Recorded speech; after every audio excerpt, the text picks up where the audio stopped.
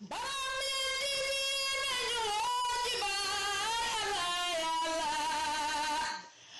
ku ma woo ci baay ma wuy si la allah ya allah Barameen TV yéen yéen a wóolu baay allah ya allah.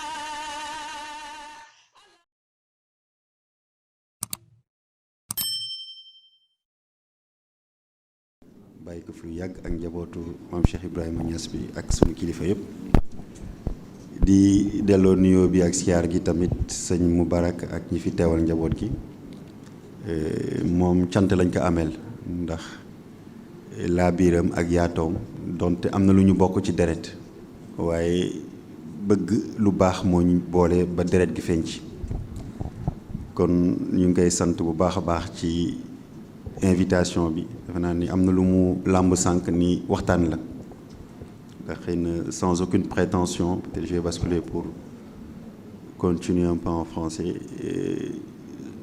Notre cheminement ou nos réalisations ne sauraient justifier une communication auprès de cette assemblée parce que entre ce qu'on a envie de faire ou ce qui a été entrefait, il y a un grand écart. Et l'espoir qui nous guide chaque matin est encore là. Ça veut dire que li olof di wax bu waxasiwul jeexul daanaka il faut que ñu gën a góorgóorlu fi ñu bëgg jëm des na. Je pense que le débat a été campé. Il y a beaucoup de choses très intéressantes qui ont été évoquées. Et j'ai beaucoup appris, comme j'ai l'habitude de dire, ce sont des cadres d'échange, des cadres d'apprentissage et surtout de partage de connaissances entre mon ami Serge de Guénécha, j'ai bien retenu. Peut-être on n'a pas eu l'occasion d'échanger, mais on suit ce qui se fait un peu partout. Mon ami du Bénin et l'exposé de notre cher ami Ba. On a une grosse responsabilité. Tout revient à cette notion. Cette responsabilité, en fait, rejoint un élément capital de notre existence parce que c'est Dieu qui a décidé qu'on soit sénégalais, qu'on soit soufi et qu'on appartienne à une lignée de référence. Et cette responsabilité revient à la notion d'héritage qu'on nous a laissé.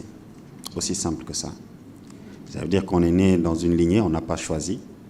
Et on a des aïeux, on a des références, on a des références religieuses ou des références d'ordre familial qui ont réalisé des choses extraordinaires. Point de vue spirituel, point de vue existentiel et point de vue économique. À partir de ce moment, nous nous retrouvons tous face à cette responsabilité pour que cet héritage, en fait, puisse être perpétué de la façon la plus digne et la plus conforme. Si je parle d'héritage et de responsabilité, ça veut dire qu'on a une grosse chance. Je pense que M. Ba l'a exposé tout à l'heure. Mooy tawfeexu yàlla suñu borom moo ñu dal ñu juddu doon ay julit ba nekkee julit ñun langaamu ci nga imam Malik mu mag mu boole noog ay nitu yàlla yoo xam ni tey jii fu leen tudd wala fu nu waxee ñu xam ne ñu jubboog yàlla suñu borom nañ te j'ai eu la chance de découvrir Cheikh Mahi. Je l'ai tellement découvert moo tax bi mu mujjee ñëw Dakar ma bàyyi sama yitte yëpp ni faaw ma dem siyaare ji ko avec l'appui de Cheikh Moubarak dem fekke ko siyaar ko ñu waxtaan ci lu bari parce que c'est une autre dimension. Et à partir de ce moment, en tant que talibé, en tant que Sénégalais, il appartient de voir le message qu'il véhicule, quel rôle on est appelé à jouer là-dessus. Sans trop m'éloigner du sujet de l'entrepreneuriat, je vais juste camper la question géopolitique. Parce qu'on en a parlé tout à l'heure et ça revêt un caractère extraordinaire et extrêmement important. Ces 150 ans, il y a eu 3 armes qui ont été utilisées un peu partout à travers le monde. L'arme de l'éducation et de la civilisation, si je peux les lier, l'arme économique et tout récemment, c'est les armes conventionnelles qu'on utilise dans les guerres. Et bientôt, il y a la 4e qui est en train d'être formée, c'est les armes liées à la donnée. Parce que c'est l'or noir, comme il disait tout à l'heure, data is just like the next level. Si on se camponne, on a la chance, sur la première bataille liée à la civilisation et à l'éducation, on a eu la chance de gagner parce que ce que l'Occident voulait de nous, ils n'ont pas réussi. Cette assimilation, ce détournement de nos valeurs religieuses et de nos références, ils n'ont pas réussi parce que nous avons eu des guides qui ont mené cette bataille et qui nous ont cramponnés à cette relation spirituelle à Dieu de façon indélébile. Et c'est ce qui explique cette organisation puisse être là qui s'appelle la Faïda. Chacun d'entre nous aujourd'hui a cette référence culturelle établie. On n'a pas peur, on n'a pas honte de nous montrer comme des talibés nyassènes, comme des talibés mourides, comme des talibés de la Tajania. C'est un travail que nos références religieuses ont réussi. Mais, comme j'ai l'habitude de rappeler, l'islam c'est une religion complète. On ne peut pas aujourd'hui détacher notre foi, je pense que Serigne Sarr en parlait tout à l'heure, de notre existence, que ce soit sous un angle basique ou que ce soit sous un angle économique ou sous un angle, on ne peut pas les détacher. Parce que aujourd'hui, à la naissance, avant même de connaître qui est Allah subhanahu wa ta'ala ou bien le nom de nos parents, on a des besoins primaires. Manger, se soigner, satisfaire à des besoins primaires qui n'ont rien à voir avec le fait d'être musulman ou de ne pas l'être. C'est des besoins primaires et ces besoins primaires nous suivent durant toute notre existence. À 70 ans, qu'on soit milliardaire ou pas, qu'on soit musulman ou pas, qu'on soit africain, sénégalais ou autre, on a besoin de satisfaire à ces besoins primaires.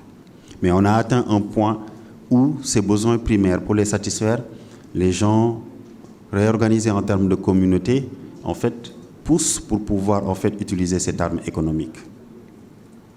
Ce point est extrêmement important parce qu'en nous cramponnant, en fait, faisant notre éducation, nos guides religieux nous ont en même temps appris à être autonomes. Cette autonomie est un garant de notre foi. Kul abali ay beut wax la foy xol. Te lolu munu gëna dimbali bi nga xamanteni tay ji tek nañu ci yoonu Yalla suñu borom, ils nous ont appris comment mener notre vie à être autonome, à prendre en charge notre existence de sorte à ne pas être dépendant des autres communautés. Ça nous ramène à cette notion existentielle d'entrepreneuriat. Peut-être c'est un concept qui est galvaudé parce que on a l'impression que c'est maintenant que l'entrepreneuriat existe, mais l'entrepreneuriat existe depuis des années et des années. Nos grands-parents étaient entrepreneurs. Peut-être ils n'avaient pas accès à cette dimension 2.0. Mais la notion d'entrepreneuriat remise dans ce contexte nous appelle juste à cette responsabilité. Comment donner aux membres de nos communautés leur dignité humaine? Ça commence par là. J'ai l'habitude de dire, aujourd'hui, quelqu'un qui se déclare entrepreneur, c'est quelqu'un qui doit être en mesure de se prendre en charge. Si chacun d'entre nous dans la communauté arrive à se prendre en charge et arrive à prendre en charge sa famille ou les gens qui sont sous sa responsabilité, nous avons atteint un premier objectif. C'est cette notion d'auto-entrepreneur, c'est cette notion pour dire que je n'ai pas un travail salarié, mais j'arrive à régler mes problèmes en initiant des projets. Il est important, je pense que Serigne Sarr l'a très très bien campé, de faire la différence entre l'entrepreneur de fait et l'entrepreneur choisi. Souvent, avec le taux de chômage qu'on a ici, les gens qui ont fini leur formation, les gens qui ont eu leur diplôme, qui n'arrivent pas à s'insérer professionnellement parce que par défaut, comme il a rappelé, si on n'a pas le travail, facilement, on essaie de voir qu'est-ce qu'on peut faire. Là, on devient un entrepreneur de fait. La différence entre les deux, c'est que l'entrepreneur choisi, même si la terre tombe avec un contrat de travail, avec une proposition mirobolante, reste entrepreneur, parce qu'il a dans son ADN. L'entrepreneur de fait, peut-être il va commencer à se débrouiller, se prendre en charge, mais dès qu'il y a une opportunité, il est capable de changer pour passer d'un statut d'auto-entrepreneur pour devenir un salarié. Parce que tout le monde n'a pas vocation à être entrepreneur et tout le monde ne l'a pas dans l'ADN. Il ne faut même pas essayer de forcer. Mais vu le contexte économique très compliqué dans notre pays, où on a des jeunes qui représentent plus de 60-70%, sans risque de me tromper, on a un taux de chômage qui est extrêmement élevé, on va pousser les gens à se prendre en charge. En faisant le parallèle avec mon parcours, je commencerai par dire que cette prise en charge dans l'entrepreneuriat nécessite de l'expertise. C'est fondamental. Les gens ont l'habitude de dire dès que vous avez le diplôme, vous allez commencer l'entrepreneuriat. C'est très dangereux, c'est très risqué. je suis à 23 ans de carrière. Sur ces 23 ans, j'en ai fait 12 comme étant entrepreneur. Mais quand même, j'ai un bon parcours qui est 8-9 ans dans les grandes entreprises. J'ai commencé dans le groupe Sonatel, je suis reparti à la BNP Paribas à Paris, j'ai fait la filiale à Dakar, j'ai fait Sopaf Shell Oil Product Africa, vraiment pour emmagasiner le maximum d'expérience qui m'a permis à un moment donné de sauter, de dire écoute, j'en ai fini avec l'emploi salarié, je me prends en charge. Cette expertise est nécessaire pour pouvoir faire quelque chose de différent. Parce que le besoin, comme il en disait tout à l'heure, est à la base de l'entrepreneuriat. Quand on crée sa société sans pour autant répondre à un besoin particulier, on est en train de flotter, on brasse du vent.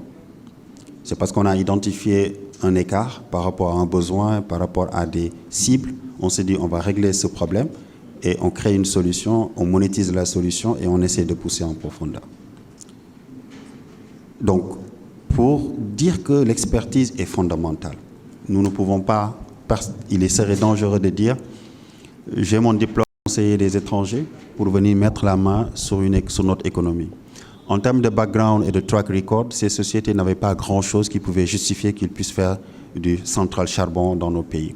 En termes de capacité financière, ils n'avaient pas les moyens pour pouvoir le faire dans le sens où en revenant sur Dubaï, j'étais en train de les conseiller. Et la question qu'on se pose, c'est qu'est-ce qui nous manquait aujourd'hui pour faire comme eux? Et c'est de là, en fait, est venue cette décision d'arrêter le conseil pour basculer dans l'investissement direct, pour être un acteur. Et c'est ça qui a amené notre premier véhicule qui s'appelle M&A Capital, qui est l'une des toutes premières sociétés d'investissement avec des capitaux purement sénégalais, qui est à la base de M&A Ventures, M&A Agribusiness, M&A Oil and Gas, qui investit dans l'éducation, dans tout ce qui est chaîne de distribution, pâtisserie, avec la chaîne Aux Merveilles qui est à Tivaouane, qui est à Touba, qui est sur Dakar. On est aussi dans les IT et on a commencé à jouer un rôle. À date, avec l'aide de Dieu, nous avons pu quand même créer à peu près 350-375 emplois depuis 2016, avant la naissance de Rijal Holding, qui est notre dernier bébé depuis 2 ans. Mais nos actions ont toujours eu comme soubassement notre référence. Je me rappelle quand je faisais dans le conseil, j'ai toujours refusé de conseiller des entreprises qui étaient dans des activités illicites. Même des chaînes de restaurants qui vendaient de l'alcool, je refusais de les conseiller. Des gens qui étaient dans le tabac, je ne les conseillais pas. Et quand on est revenu dans l'investissement, on a été invité à investir dans des hôtels, mais connaissant que l'activité alcool y était, on a refusé de suivre. Dans les restaurants avec des étrangers, on a toujours refusé d'investir ou d'accompagner des entreprises qui ne collaient pas à nos valeurs. Et c'est là où, en fait, je pense qu'il est important de rappeler en tant qu'entrepreneur ce que nos guides religieux ont fait de nous en termes de connaissances, en nous façonnant de la façon la plus parfaite par rapport à l'islam. Il est important de le garder quand on est dans l'entrepreneuriat. Des fois, il y a des transactions très simples, très chaudes, sur lesquelles on peut se faire du cash très rapidement, mais qui sont limites sur nos valeurs. Et on décide de décliner. C'est très sensible, c'est très courageux, mais on n'a pas le choix. Ça revient à cette notion que Serigne Ba rappelait tout à l'heure, le haqq, le watawasaw bil haqq, qui nous guide en fait dans tout ce qu'on est en train de faire. Quelles que soient les difficultés et quelle que soit la facilité qu'il y a dans la transaction ou dans le projet, parce que peut-être là je parle de transaction, des fois on peut être amené à jouer l'intermédiaire dans une transaction sur de l'illicite. Vous n'êtes pas acheteur, vous n'êtes pas vendeur, mais vous savez que le produit qui fait l'objet aujourd'hui d'une transaction, je prends une chose très simple, des médicaments contrefaçon. On est sûr que c'est quelque chose d'illicite, parce qu'à terme, ça détruit toute une société, mais on prend la décision de ne pas rentrer dans la transaction, même si on touche juste une commission de 1% sur du 1 milliard. Cette référence, en fait, doit être aujourd'hui la base ou le fil conducteur de tout ce qu'on est en train de faire. C'est pas facile. Peut-être des fois, on se lève, on a 0 francs. On a une transaction limite sur nos valeurs. L'esprit peut jouer. Notre esprit, ou bien dire, bon, c'est pas méchant, je peux y aller, après les comprendre. Mais facilement, on peut basculer. Parce que tout simplement, il n'y a que mon barol du gor à Tudjulit. Et c'est là où la notion de communauté revient. Mon partage d'expérience viendra sur cet aspect. Individuellement, nous avons lancé nos investissements. Plus tard, nous avons compris que nos communautés avaient un risque réel qui était là. Ce que j'ai l'habitude de dire dans le mouridisme pour leur dire Gor bu xëyee nga naan ko xaala yàlla xaala rasulullahi sallallahu alayhi wa sallam xaala Serigne Touba et qu'à la fin de la journée, il n'a pas de quoi manger. Il ne règle pas les besoins primaires de sa famille. Si vous le dites le premier jour, le deuxième jour, vous risquez de ne pas le voir. Ce sont nos notions, nos besoins primaires qui nous guident par moment. Nous perdons des disciples, nous perdons des amis parce que tout simplement, nous n'avons pas pu régler leurs besoins primaires. Et ce risque que j'évoque quand je parle de la communauté mouride est un risque réel pour la communauté, pour la Faïda. Il n'y a pas de différence. Je suis membre de la Faïda, lui il le sait, et nous partageons des valeurs intrinsèques. Nous partageons des valeurs qui sont réelles et effectives et qui sont des valeurs véridiques. Parce que dans notre vie et dans l'au-delà, nous avons cette croyance. Et tout ce qui peut nuire aujourd'hui, les enseignements de nos guides religieux ou leurs actions sur la communauté, nous avons une obligation au titre de l'héritage qu'on a pour pouvoir apporter des solutions. Cette notion de communauté est extrêmement importante. Nous pouvons entreprendre dans la communauté et nous devons entreprendre dans la communauté parce que c'est la base. Parce que nous avons cette chance d'être dans une communauté. On parle de l'Europe, mais en Europe, le coefficient social est presque nul. Ici, nous avons un coefficient social qui est extrêmement élevé, voire par moments élevé mais négatif, parce que la communauté n'a pas su produire un effet positif sur nos actions individuelles. J'ai l'habitude de dire que quand quelqu'un évolue dans une communauté et que la communauté n'arrive pas à lui apporter la valeur ajoutée, forcément il sort de cette communauté pour aller chercher ça ailleurs. Ce qui amène des partenaires chinois, des partenaires français, des partenaires européens. On ne peut pas le leur reprocher, mais il faut voir qu'est-ce qu'on aurait dû faire qu'on n'a pas fait. Entreprendre dans la communauté, c'est une nécessité. Si aujourd'hui on a un entrepreneur investisseur qui peut créer des emplois, il faudrait que la communauté puisse mesurer pleinement cette action. Si quelqu'un entreprend en auto-entrepreneuriat, il faut que la communauté puisse l'appuyer. Ceci est une nécessité et ça nous permet de pouvoir grandir tous ensemble, ça nous permet de pouvoir réussir et consolider cet héritage qui est entre nos mains. Mais, il ne faut pas se leurrer. Le cordon spirituel qui nous lie et en même temps ce feu qui peut nous brûler. Nous sommes en communauté, mais nous sommes des humains. Nous avons nos faiblesses, nous avons nos tares, nous avons nos défauts, qui font que quand on fait des transactions dans la communauté, si nous ne retournons pas systématiquement à nos valeurs ou à la façon de régler ou d'arbitrer ces transactions, la communauté peut fissurer. Ça, c'est le gros risque. Nous le vivons, vous le vivez, nous tous nous le vivons. Nous avons des problèmes entre nous. Il ne faut pas se leurrer, il ne faut pas qu'on se dise que tout est beau, tout est parfait. Voilà. Entre nous, nous avons des problèmes. Et ces problèmes qui sont inhérents à l'être humain, à toute communauté, doivent être réglés en nous référant systématiquement à nos guides et à nos valeurs. Ça veut dire quoi? Nous ne pouvons pas avoir, dans le cadre de nos activités entrepreneuriales, dans le cadre de l'investissement, des problèmes que la communauté ne peut pas régler. Cela nécessite qu'il existe des piliers, des gens qui puissent arbitrer cela. Autrement, ça va se disloquer. Nous avons lancé Regal Holding il y a 2 ans pour dire quoi? Pour dire que nous sommes très forts dans le don pieux, comme toutes les communautés. Parce que l'épanouissement ou la prise en charge de nos guides religieux, c'est quelque chose de fondamental, quelque chose d'extrêmement important. Mais de la même façon, nos guides religieux sont très regardants sur notre épanouissement. Nous devons, dans ce cadre, trouver en fait les moyens pour régler des problèmes auxquels ils nous incitent. Cheikh Mahi a beaucoup disserté l'année dernière sur ces problématiques. Je ne sais pas si la communauté, la Faïda, a eu la chance de tirer autant profit que moi je l'ai fait, mais il a rappelé énormément de concepts sur nos actions au jour le jour, sur la façon dont il faut tenir notre économie, sur la nécessité d'être actif sur nos piliers, sur la transformation agricole et sur la nécessité de donner de la valeur à cette valeur temps. Je pense qu'il y a un livre qu'il a écrit l'année dernière et c'est des piliers. sur lesquels il faudra retourner systématiquement pour que la Fayda puisse, dans un cadre communautaire, agir. Ça veut dire quoi? Mutualiser les forces. Ça veut dire quoi? Identifier ce qu'on peut ou ce qu'on ne peut pas, ce qui existe ou ce qui n'existe pas. Je pense que c'est ce travail de Buy Network que Buy Networking est en train de faire. Et à partir de ce moment, fédérer les esprits, l'actif financier, l'actif humain vers un objectif. Renforcer individuellement les acteurs et renforcer de façon collective la communauté. Autrement, nous allons vers ce que disait tout à l'heure mon cher ami Ba, nous allons devenir des surga la ñuy doon. Je vais le dire en wolof pour que mu gën a leer. Pour ne pas dire des servants, nous allons être ay surga la ñuy doon suñu réew. Et ku la abali bët wax la fooy xool. C'est cette guerre qui est en train de se passer actuellement sous nos yeux et aucune communauté n'est laissée en rade. Donc c'est un plaisir de voir ce regroupement autour de la Fayda.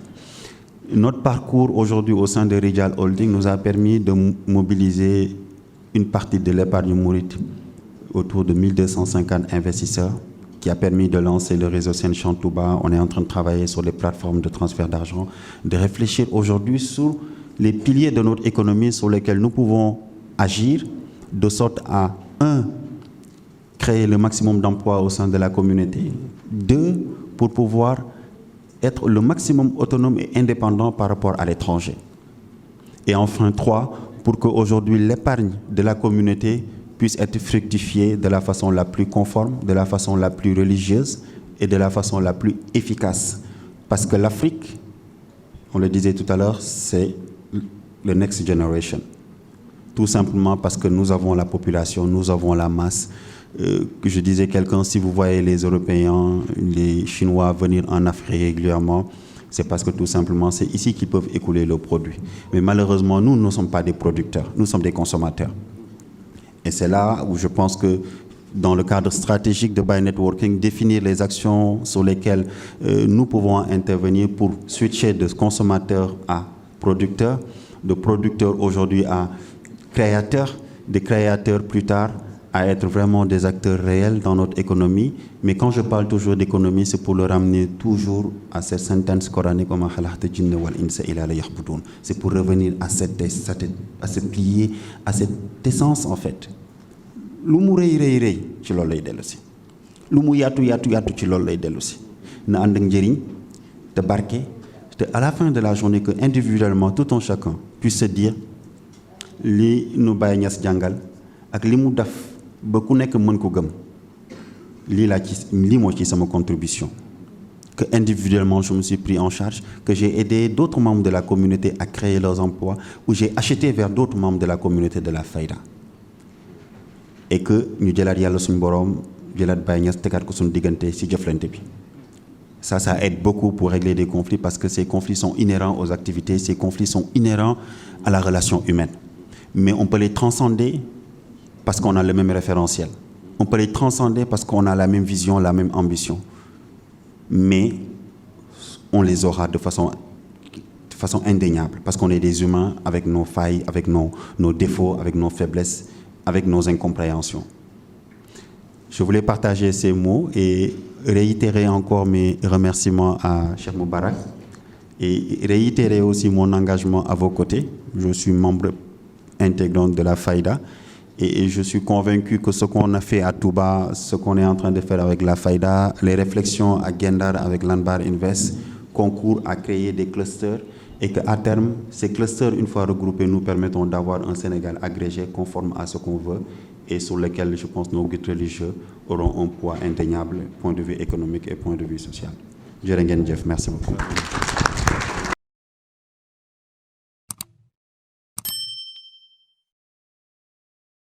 Barami